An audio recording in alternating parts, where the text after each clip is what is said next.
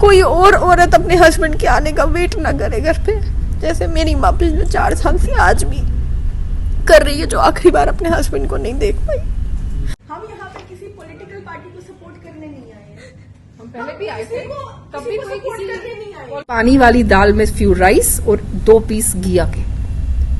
अगर आप नहीं मैनेज कर सकते हमें लाने दीजिए, that is not allowed.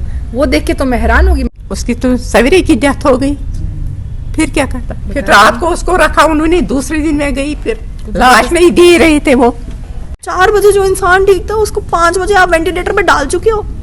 Ventilator पे डालने का मतलब that takes 10 to 15 minutes to get that process done. नमस्कार दर्शकों, स्वागत है आपका स्ट्रेट लाइन में और मैं हूं आपके साथ मोहित कोतवाल। आप सभी लोग जानते हैं कि लगातार जम्मू कश्मीर में नारायणा हॉस्पिटल को लेकर लगातार हॉस्पिटल सुर्खियों में रहता है और इस समय एक प्रेस कॉन्फ्रेंस जम्मू में की गई। कुछ परिवारजनों ने अपने परिजनों को वहां पर खोया है, उनकी कुछ मांगे हैं, कुछ अपराध उन्होंने नारायण हॉस्पिटल के ऊपर लगाए हैं। आइए इनसे ही जानते हैं कि किस बारे में आज ये प्रेस कॉन्फ्रेंस यहाँ पर की गई। मैम बताएं आप। ये इसलिए हमने किए क्योंकि हम पहले भी मीडिया में आ चुके हैं और तब भी कुछ नहीं हुआ। मेरे साथ अनमोल जी हैं, ये 4 साल पहले मीडिया में आ चुकी है, इंटरव्यू दे चुकी है, तब भी कुछ नहीं हुआ। हम सब ने अपने परिजन खोए हैं और ऐसी परिस्थितियों में कि हमें भी लग रहा है कि ऐसा नहीं होना चाहिए था। And even after that nothing happened.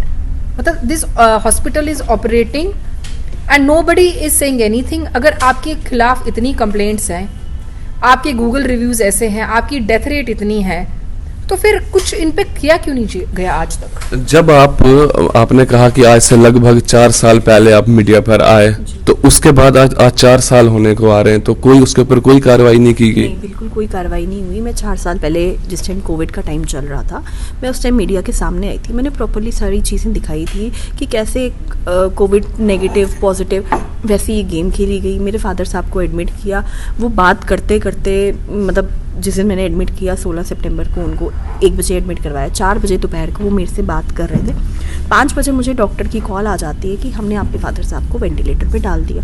जो इंसान पूरे होशो हवास में रह के बात कर रहा है, 1 घंटे में अंदर वहाँ पे क्या हुआ, मेरा ये सवाल तब भी था, वो क्वेश्चन मार्क तब भी था, वो आज भी है। क्योंकि मेरे को सामने कोई आके किसी ने जवाब नहीं दिया। सबसे बड़ी आयरनी की बात है, मैं अपने फादर की सिंगल चाइल्ड, ठीक है, मैंने खुद अपने हाथों से अपने फादर का संस्कार किया। जिस टाइम पे मुझे कॉल आया कि हम उनको वेंटिलेटर पे डाल चुके, उसके बाद मैंने हॉस्पिटल में 200 कॉलिंग की कि मुझे कम से कम ये तो बताया जाए कि मेरा इतना जानने का तो हक था ना कि मेरे फादर को हुआ क्या। 1 घंटा पहले जो आदमी ठीक से बात कर रहा है, ठीक से चल फिर रहा है, जो चलते हुए हॉस्पिटल के अंदर गया, उसको 1 घंटे में क्या हुआ। उसके बाद नेक्स्ट डे सुबह बात होती है, किसी डॉक्टर की मुझे कॉल आती है, मुझे नाम भी नहीं उन्होंने अपना बताया किसकी कॉल थी, डॉक्टर थे, कौन थे। मुझे कॉल आती है कि हाँ जी, it is just matter of few time now कि आपके फादर जाने वाले हैं। वेंटिलेटर पे जब आपने चढ़ाया, आपने परमिशन किससे ली? Who was there to answer? There was no one. क्यों? उस समय परिवार का कोई भी आदमी वहाँ पर मौजूद नहीं सर, था? मैं वहीं पर थी, मैं हॉस्पिटल प्रेमाइसिस में थी, I was residing there, but मेरे से पूछा ही नहीं गया। मैं क्या कर सकती थी? मेरे को कम से कम इन्फॉर्म तो करते कि उनके साथ ऐसा कुछ हुआ, उनके साथ कोई प्रॉब्लम हुई, उस 1 घंटे के बीच में कुछ उनको मेडिकेशन दी, क्या किया, कुछ तो बताते मुझे। I was unaware of anything, मेरे को कुछ पता ही नहीं था। मैं मतलब क्या रिस्पॉन्ड करूं, मुझे एकदम से it was a sudden shock for me कि 4 बजे जो इंसान ठीक था उसको 5 बजे आप वेंटिलेटर पे डाल चुके हो। वेंटिलेटर पे डालने का मतलब that takes 10 to 15 minutes to get that process done. अगर उस प्रोसेस के दौरान वो ठीक थे, मतलब हुआ क्या? सवाल तो वही है। अब बात उससे पहले क्या थी कि पेशेंट को खाना नहीं दे रहे, पेशेंट को पानी नहीं मिल रहा। यार इतनी तो इंसानियत किसी में भी होती है। जो अपने घर के बाहर जो स्ट्रे डॉग्स होते हैं ना, उनके लिए भी खाना और पानी निकालते हैं। और एक पेशेंट जो आपको पे कर रहा है, आप फ्री में नहीं दे रहे हो उसको कुछ भी, आप बात करने के पैसे ले रहे हो, आपका डॉक्टर विजिट कर रहा है, वो पहले साइन कर रहा है, उसके चार्ज हो रहा है वहां पे, फिर वो आगे आगे चीज कर रहा है, ठीक है, फ्री में कुछ नहीं है। आपने किससे परमिशन ली उनको वेंटिलेटर पे डालने से पहले? किसको पूछा? कौन था वहां पे? बहुत सारे अनसुलझे सवाल हैं जिनका 4 सालों में मुझे जवाब नहीं मिल रहा। मैम ऐसी 4 सालों के बाद आज आपने यहाँ पर पत्रकार वार्तालाप यहाँ पर प्रेस कॉन्फ्रेंस करवाई। ऐसी क्या बात हुई कि आप फिर से 4 साल के बाद अपने पुराने उस मुद्दे को, उस बात को फिर आपको जरूरत पड़ी मीडिया का सहारा लेने की? मैं आपको बताती हूँ, इस दौरान कुछ टाइम पहले मुझे रात को एक कॉल आई, मेरी एक फ्रेंड ने मुझे कॉल किया कि तुमने देखा कि एक मैम के साथ सेम वैसा ही हुआ जैसे तुम्हारे फादर के साथ हुआ। मैंने कहा यार मेरे को नहीं पता। She send me a video, वो इनका वीडियो था पूनम जी का, जिसमें इन्होंने सेम वही चीज़ें बोली, सेम वही चीज़ कि लोअर लिम्स में प्रॉब्लम हो गई, खाना नहीं मिल रहा, वेंटिलेटर पे डाल रहे हैं, पूछ नहीं रहे हैं, बता नहीं रहे हैं कुछ, मतलब 4 सालों में भी कुछ नहीं सुधरा। तो क्या फ़ायदा मेरा उस तरीके से उस टाइम सामने आके सर पटकने का? क्या हुआ? आज डॉक्टर्स को लग रहा है कि लोग सामने आ रहे हैं या कोई कुछ बोल रहा है तो उनकी इमेज टार्निश हुई है। इमेजेस बन सकती हैं लेकिन जो गए वो वापस नहीं आएंगे कभी भी। जिसका बाप गया, कौन सा डॉक्टर सामने आके मुझे इस चीज़ का कॉम्पेंसेट करेगा? बताइए मुझे। अब जो चला गया वो तो वापस आएगा नहीं। अब आप ये चाहते हैं कि परिस्थितियां बदलें हॉस्पिटल की, ताकि आने वाले समय में किसी और मरीज के साथ, किसी और फैमिली को ऐसा सहारा न लेना पड़े। मेरा मुद्दा 4 साल पहले भी यही था कि जो मैंने खोया कोई और वो ना खाए। जिस दर्द से मैं गुजरी अपने हाथों से अपने बाप का संस्कार करके, ठीक है, जो दुख मैंने देखा कोई और बच्चा ना देखे, किसी और के सर से बाप का साया ना छीने, कोई और औरत अपने हस्बैंड के आने का वेट ना करे घर पे, जैसे मेरी माँ पिछले 4 साल से आज भी कर रही है, जो आखिरी बार अपने हस्बैंड को नहीं देख पाई। ठीक है, मेरा मुद्दा उस टाइम भी यही था, जो मैंने खोया कोई और ना खोए, जो दुख मैंने देखा, जो दर्द मेरा था किसी और को ना मिले। लेकिन अगर आज भी हालात वही है तो कब बदलेंगे? कितने लोग मरेंगे तो बदलेंगे? कितने लोग, कितनी जाने और जानी चाहिए, तब हमारी सरकार भी आंखें खोलेगी, तब वो भी सुनेगी हमें। कितने लोग और कितनी जाने और जानी चाहिए?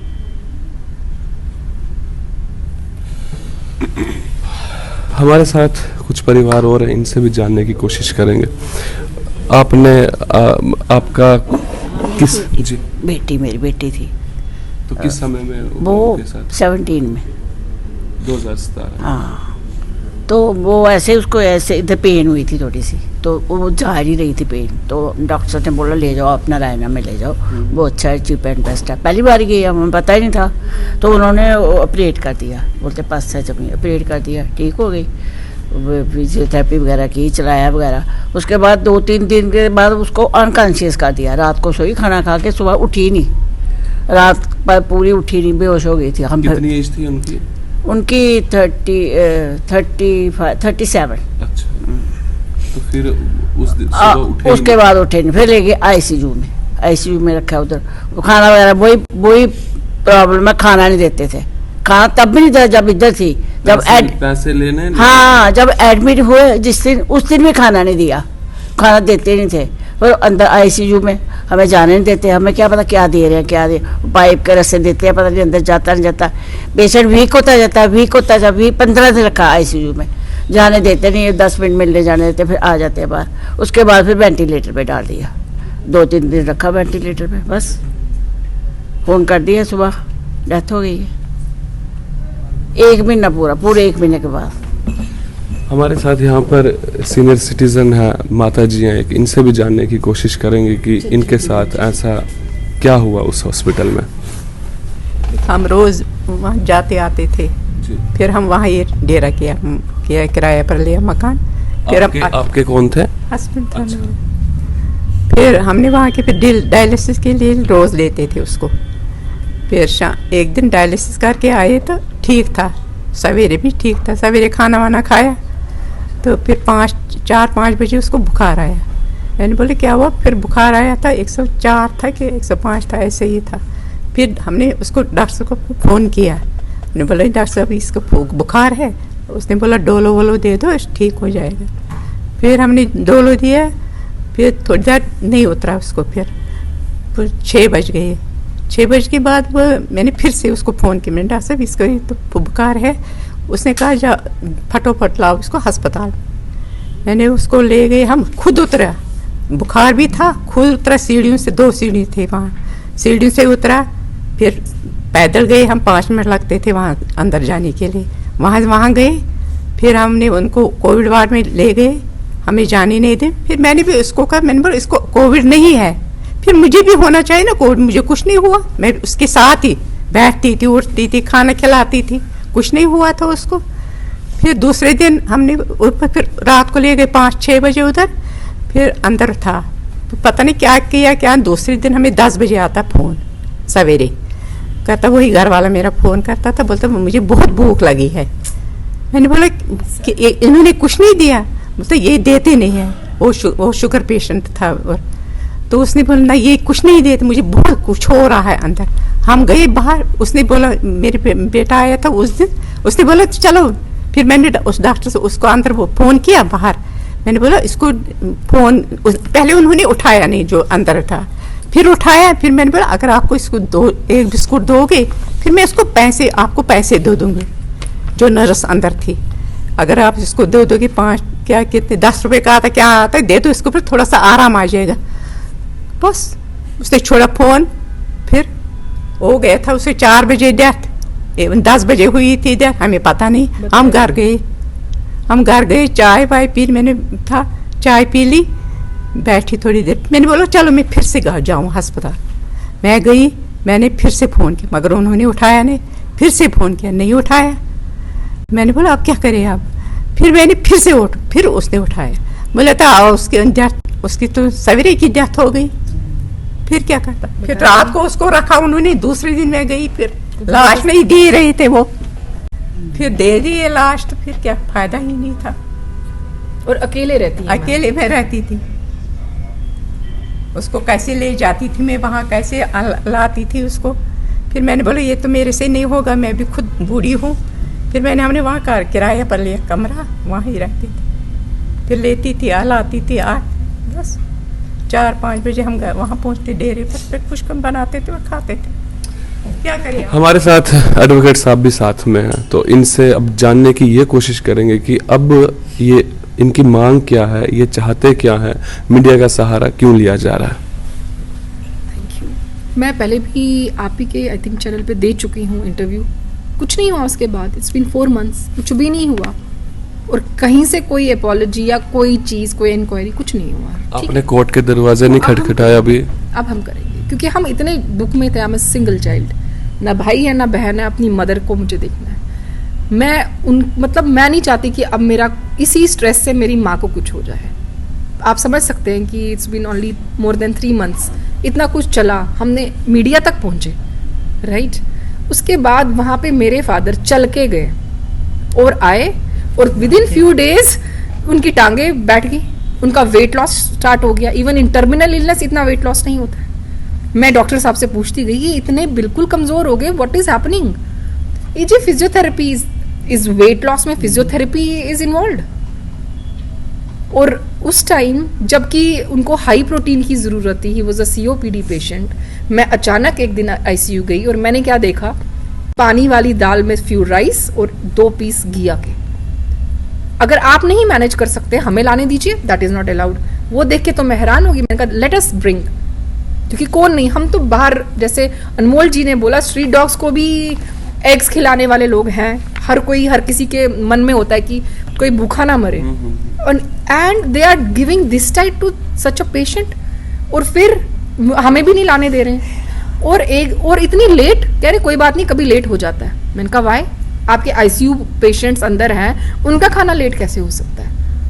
और वहाँ अंदर आने ही नहीं देते। ऐसा क्या है वहाँ पे कि मतलब कि हमें पेशेंट को, मेरे को एक पेशेंट के साथ जो एक उसके साथ में देख रेख के लिए घर का, उसको भी आने नहीं देते, नहीं आने देते। बड़ी मुश्किल से हमें सुबह या शाम में वो तरले करके we have to force them कि भाई मिलने दो। जरूरी नहीं है कि जिस टाइम डॉक्टर साहब राउंड पे आते हैं हमें तो वहां होना चाहिए, तब वो तो टाइम है ही नहीं, तो हम किससे पूछे। और जब विदाउट परमिशन मेरे फादर को वेंटिलेटर पे चढ़ाया गया, विदाउट परमिशन, बोल रहे हैं फोन पे कि जी हमने वेंटिलेटर, जबकि मैं उनसे बात कर चुकी थी ICU की लैंडलाइन में, ही वाज फाइन। ऐसा क्या हुआ वो 1-2 घंटों में। और उसके बाद मुझे बोल रहे हैं कि he will die in few hours, और रात को 2-3 बजे बोल रहे हैं कि अभी वो कोलैप्स कर जाएंगे, he will die in half an hour, और मुझे कह रहे जम्मू से एल्ब्यूमिन का इंजेक्शन लाइए। 2 घंटे मैं ट्रेवल करूं लड़की रात को, और मेरे पापा डेथ बेड पे हैं, मेरी मदर स्ट्रेस में है, हाई बीपी पेशेंट, और मैं जम्मू जाऊं, जबकि उनकी इंटरनल फार्मेसी में the same vaccine was there, injection was there available. जब मैंने थोड़ा शोर मचाया तब वो बोले कि नहीं, तब भी बोल रहे हैं कि आप पहले लेके आइए फिर ही हम दे सकते हैं, हमारे स्टॉक में ऐसे नहीं होता है, प्रोसीजर नहीं है। तो जब आप लेकर आएंगे तो फिर उनके इंजेक्शन को क्या करना था आपको? बताइए, वही तो मेरा क्वेश्चन है। जब आपके पास है और पेशेंट वेंटिलेटर पे, और आप कह रहे हैं, और वाइटल्स ड्रॉप हो रहे हैं, 10/10 उनका बीपी हो रहा है, और आप कह रहे हैं कि इंजेक्शन लाइए जम्मू से, और यहां से बोल रहे हैं कि he will die in few hours, few minutes. और उसके बाद मैं वहां से, मैंने उनके 8,000 की 7,000 का इंजेक्शन था, मैंने दिए इंटरनल फार्मेसी से, क्योंकि मैंने कहा you have pharmacy full fledged downstairs, आप दरवाजा खुलवाइए रात को 2 बजे, तो क्या हो गया? तो फिर हॉस्पिटल किस काम का अगर आपके फार्मेसी के दरवाजे बंद है? किस लिए रखी है फिर फार्मेसी? अगर इतनी इमरजेंसी तो आपको तो दरवाजा भी तोड़ना चाहिए कि किसी की जान बच जाए। और then they are saying me, मैंने पैसे दिए और मैंने उठा लिया injection from their internal pharmacy. वो क्या प्रेशर था फार्मेसी वालों पे इंटरनल आईसीयू की कि वो मुझे दे नहीं रहे थे। और उसके बाद मुझे आके वहां पे नर्स कह रही है आपने क्या स्नैच करके लाया? कैसे लाया आपने? Is this question to a daughter whose father is dying? अगर मैं उस टाइम स्टील करके भी लाती दैट वाज जस्टिफिकेबल। और उसके बाद क्या फायदा हुआ? With in few minutes he died. और उसके बाद सुबह 4 बजे डेथ होती है और मुझे 10:30-10 बजे बॉडी मिल रही है। अकेले मैनेज करना है सब कुछ। सबके साथ यही इश्यू है नारायणा में, बॉडी इतनी देर क्यों रखी जाती है मॉर्चरी में? What is the reason? 10 घंटे 12 घंटे। अब क्या है आपका, क्या चाहते क्या है अब आप? वहां पे बहुत कुछ हो रहा है, इतनी डेथ रेट्स हैं, इतनी चीजें रिपोर्ट भी हुई हैं एज पर जो भी यूट्यूब में इंटरव्यूज आ रहे हैं लोगों के, वहां पे मर्डर्स भी हुए हैं, उन सब की सीबीआई इंक्वायरी हो। वहां पे स्टाफ नर्स की भी मिस्टीरियस जो भी हुआ था वो तो ज्यादा वो बता सकते हैं। हुआ सीबीआई इंक्वायरी चाहिए, नथिंग लेस देन, क्योंकि इनको कोई असर नहीं हो रहा, किसी को भी नहीं। ये 4 साल पहले रो के इंटरव्यू दे रही है, नथिंग हैज हैपेंड। वाई? ऐसे क्या, कौन ऑपरेट कर रहे हैं इनको कि उनसे सारा जम्मू डर रहा है? हमें भी अपने जान का खतरा, अब तो हम ही बचे ना, हमारा तो कोई भी नहीं है, सिर्फ माँ है, इसकी भी माँ है, और फिर भी हम सामने आ रहे हैं इतना रिस्क लेके, और फिर भी कुछ नहीं हो रहा। मेरी यही गुजारिश है सीएम सर से, मोदी जी से, कि सीबीआई इंक्वायरी हो, इनका everything should come out and we want to know what is happening there, why they don't ask for the permission of ventilator, body देने में इतना टाइम क्यों लगाते हैं, डेथ्स इतनी क्यों हो रही है, सेप्टिक शॉक क्यों हो रहा है, खाना क्यों नहीं मिल रहा है? क्या वहां पे कोई प्लानिंग से आप कुछ कर रहे हैं कि पेशेंट वीक हो जाए, मर जाए? We don't know. इसीलिए हम चाह रहे हैं ना कि सीबीआई इंक्वायरी हो, वो पता करे, और होनी चाहिए। अब इसके पीछे का रहस्य क्या है वो तो सीबीआई जब इसके ऊपर जांच पड़ताल करेगी उसके बाद ही आप सबको और हमें पता चलेगा।